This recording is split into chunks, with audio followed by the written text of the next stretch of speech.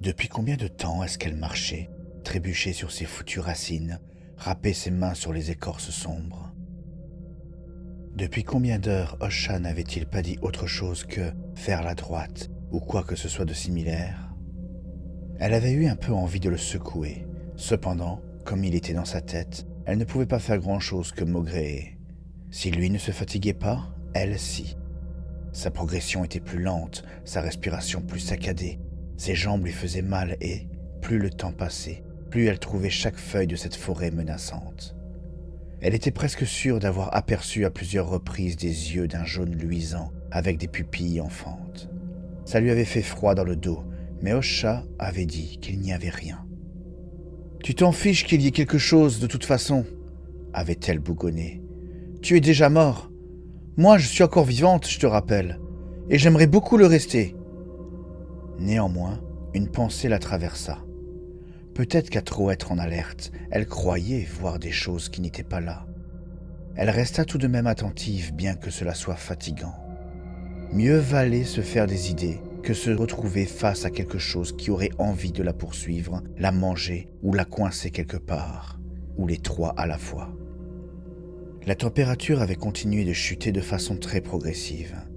À présent, Migosaven avait froid et frissonnait presque. Elle aurait donné cher pour être au coin d'un feu crépitant et boire un thé relevé aux épices en grignotant une part de tourte à la citrouille. C'est ce qu'elle ferait dès qu'elle quitterait ce lieu étrange. Elle préparerait quelques plats que servait le manoir, mais chez elle. Il n'était pas près de la revoir, celui-là. Tous les sons étaient comme enveloppés de coton. Les heures passées au sein de Désespérance n'aidèrent pas le moins du monde la jeune femme à s'y habituer. Même en essayant de se convaincre que c'était normal, elle avait toujours le sentiment que ça ne l'était pas et que, au contraire, c'était même dérangeant. Soudain, elle se stoppa, en équilibre précaire sur une racine plus large que sa cuisse. Migosaven fixait un point devant elle, là où des ombres semblaient danser, et la regardait avec une insistance qui la fit vaciller. « Osha !» souffla-t-elle aussi doucement qu'elle put. « Qu'est-ce que c'est que ça ?» Le gardien des lieux.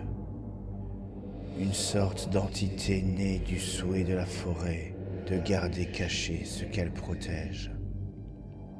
Prends à droite, suis les arbres qui perdent leurs feuilles. Nous sommes sur la bonne voie. Et si le gardien attaque ? Il ne le fera pas. Osha ? Sois sans crainte, Migo. Il veille. Actuellement, nous ne sommes pas une menace à ses yeux. Une boule coincée dans la gorge, elle hocha à peine la tête. Elle se retint de demander si cette créature avait seulement des yeux. Tout ce qu'elle voyait, c'était une silhouette floue, plus sombre que la nuit et plus haute qu'elle qui se fondait entre les arbres. Elle avait un corps allongé tout en courbe, 4 membres plus épais que ceux d'un cheval de trait, dont les extrémités se perdaient dans des volutes noires ondulantes. Les contours de sa tête étaient indistincts, dévoilant juste un large front et une gueule qui s'effilait. Si Migosaven voyait très bien les cornes qui ornaient la tête de ce gardien, elle n'apercevait aucun œil sur sa face, ou nulle part ailleurs en fait. Que la déesse la tienne éloignée des insectes géants et de cette chose. Osha émit comme un bruit de langue, la stoppant dans son observation. Secouant la tête, elle se remit en marche, prenant la direction indiquée. Les arbres ne perdaient pas vraiment leurs feuilles, enfin pas au début. En revanche, leur teinte était moins prononcée et, plus Migosaven avançait, plus le feuillage virait au jaune, puis à l'orange vif. Un long moment plus tard, l'orange était devenu un brun profond et les branches devinrent de plus en plus mises à nu. Elles étaient toujours tendues vers celle qui osait traverser ces lieux, s'accrocher parfois à ses cheveux, provoquant des frissons qui dévalaient son dos. Elle n'était pas la bienvenue ici. Si elle s'en était un peu doutée en pénétrant dans la forêt au son étouffé, elle en était tout à fait certaine à présent. Sous ses pieds, les feuilles et les branches mortes craquaient au rythme de sa marche. Tout autour d'elle faisait penser à un paysage de saisons mortes, celle qui précédait la saison froide à Carme. Pourtant, le reste de la forêt et ce qu'elle avait brièvement vu de ce monde faisait plutôt penser à la saison longue, celle où les jours étaient chauds et où le soleil ne déclinait que tardivement le soir. Une brise réussit à s'insinuer jusqu'au cœur de ce bois sans fin, fit siffler et craquer les branches nues. Migosaven retint son souffle d'instinct. Lorsqu'un autre sifflement retentit, elle eut l'impression que c'était Désespérance elle-même qui répondait au vent. Mais quelle forêt parlait au vent? Migo. Elle inspira à fond, ayant à peine remarqué qu'elle retenait toujours son souffle. Elle commençait vraiment à penser n'importe quoi. Il fallait qu'elle décampe vite d'ici avant d'y laisser toute sa raison, ou plus encore. « Sur ta gauche », reprit Osha, « entre les racines. » Deux immenses racines s'entrelaçaient, puis s'écartaient pour accueillir entre leurs bras un épais tapis de feuilles brunes et oranges. Malgré le manque de luminosité qui les rendait un peu ternes, leur couleur restait cependant plus vive que toutes les feuilles mortes que Migosaven avait vues au fil des années à Carme. « Il n'y a que des feuilles, » remarqua-t-elle.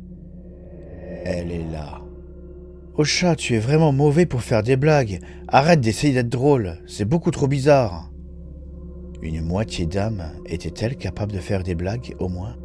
« Elle est là, » insista-t-il. « La tombe sous les feuilles. » Bien qu'elle soit dubitative, elle obéit tout de même.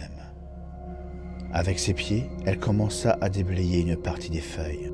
Puis elle tressa ses longs cheveux bruns en quelques gestes rapides et se mit à genoux.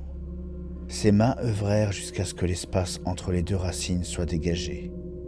Il n'y avait pas de terre, juste une dalle de pierre grise et lisse. En son centre, un symbole que Migosaven reconnut sans mal, le même que celui qui était cloué sur la porte du manoir qu'elle n'aurait pas dû pousser. Là-bas, le dessin lui avait fait penser à un pied palmé, sauf qu'il s'avérait qu'il s'était retrouvé à l'envers, et à l'endroit, ça n'avait rien d'un pied palmé. Ses doigts effleurèrent le tracé de chaque ligne gravée dans la pierre. « Une aile !» souffla-t-elle. C'en était bien une aile large et dépourvue de plumes, similaire à celle membraneuse des chauves-souris. Qu'est-ce que cela signifiait? Elle n'était pas sûre de vouloir le savoir, tant que ça lui permettait de retourner à Brumhill pour franchir la porte et le portail qui la ramènerait chez elle. « Je présume que je dois ouvrir cette tombe ?» Osha ne lui répondit qu'avec un « tout juste audible. Elle avait la désagréable impression qu'il avait retenu son souffle et que ça n'augurait rien de bon. Alors que ses mains appuyaient un peu plus fort sur la dalle, le silence cotonneux de Désespérance la frappa. Plus aucun son ne lui parvenait, si ce n'était celui de sa respiration.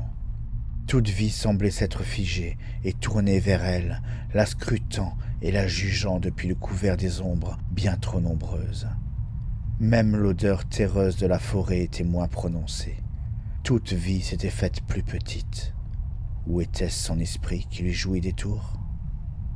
Quand elle glissa les doigts sous les bords de la dalle et qu'elle y trouva une prise suffisante pour tenter de la faire glisser sur le côté, Osha se manifesta.